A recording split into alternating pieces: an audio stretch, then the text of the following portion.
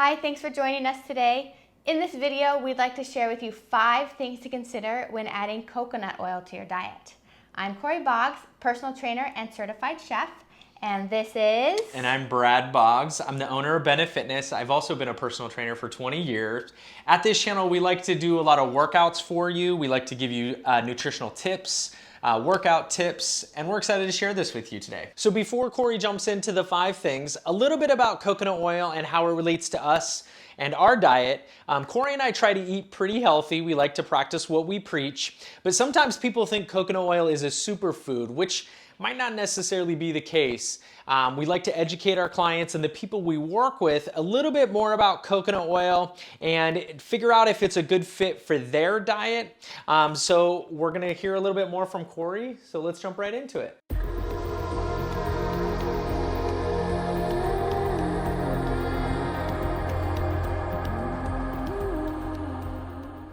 Like Brad said, when talking with our clients or people we work with, coconut oil is often thought to be a superfood. But I want to ask the question, is that actually correct? Let's start with the first thing to consider when adding coconut oil to your diet. Number 1, what kind of coconut oil are you going to buy?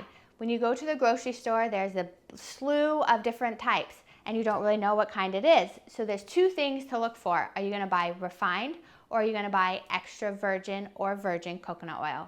The difference between the 2 is that virgin coconut oil is made from fresh coconut meat that's been cold pressed to help preserve its natural flavor and nutritional value. Whereas refined coconut oil has been made from dried coconut meat, and it goes through more of a process to get to the oil where it's bleached and deodorized to allow it to have more of a neutral flavor, so you don't get that coconut taste when you cook with it. So when deciding between the 2, I want you to consider how much processed food you integrate into your diet. Virgin coconut oil is very little processed and more clean in the way that it's made, whereas refined is more highly processed and even sometimes has some additives. So I just want you to consider how much of a processed item you want to eat on a regular basis. If you decide to use one or the other, there's actually a place for both of them in your kitchen. Virgin coconut oil would be used more for baking items or cooking on a medium heat like sauteing, and you want to add a subtle coconut flavor to your item. Whereas refined coconut oil, because it's a neutral flavor, you don't have to worry about it flavoring your food, so you can do it in stir fries, sauteing with a high heat.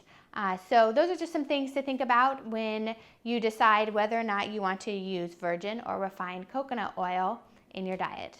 So number 2 that you should think about when adding coconut oil into your diet is the saturated fat content and how much saturated fat you're already getting in your diet.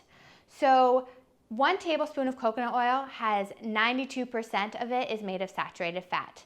So that's about 13 grams of saturated fat. And I'll use a woman for example. She should only have about 20 grams of saturated fat on a daily basis. And if you are using this if you're putting it in a smoothie, you're sauteing it with your eggs or at dinner with chicken, you're probably getting more than 20 grams, and that's just coconut oil. So you want to consider, do you want to have this much saturated fat in your diet, or maybe you choose another option, whereas olive oil, for example, only has 11% of it is made of saturated fat, so maybe only about 3 grams total. So you want to think about how much saturated fat are you integrating into your diet, and does coconut oil fit in with that? Number 3, is coconut oil and MCT oil the same thing?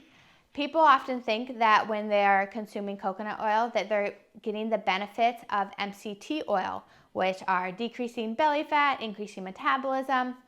However, that's not quite the case. So in 1 serving of coconut oil, you actually only have 13% of it is MCT oil.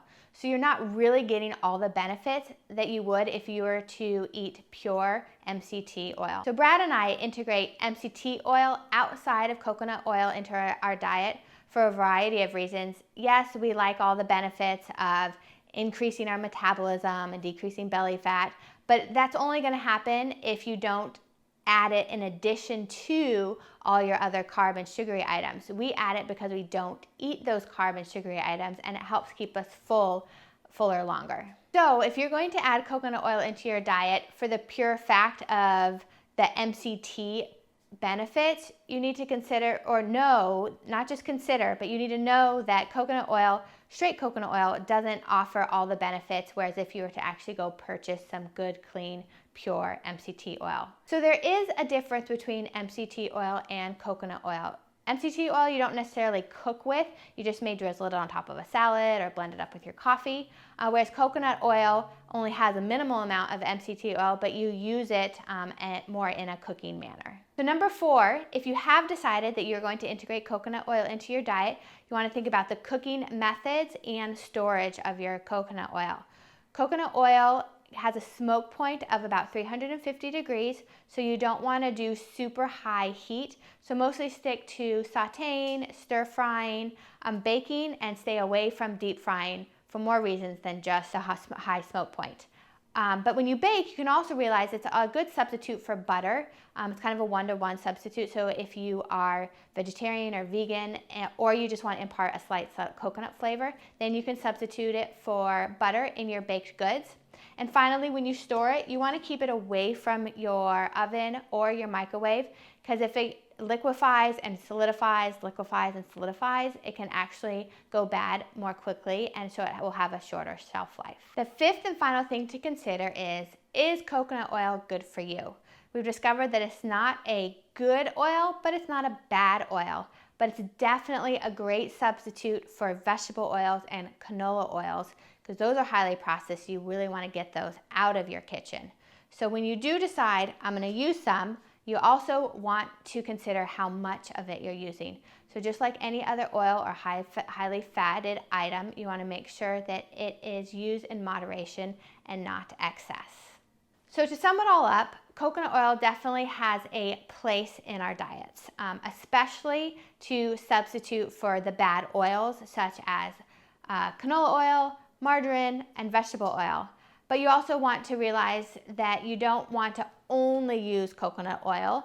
There are other really healthy oils, for example, olive oil, avocado oil, or grass-fed butters. Those are some that Brad and I use when we cook. But finally, you want to also think about how much fat actually fits in your diet. It's really good to have healthy fats, but again, not too much, not too little. What is your happy place? Thanks for joining us today. Hopefully that clarified some of your questions about coconut oil, because I know there's a lot out there.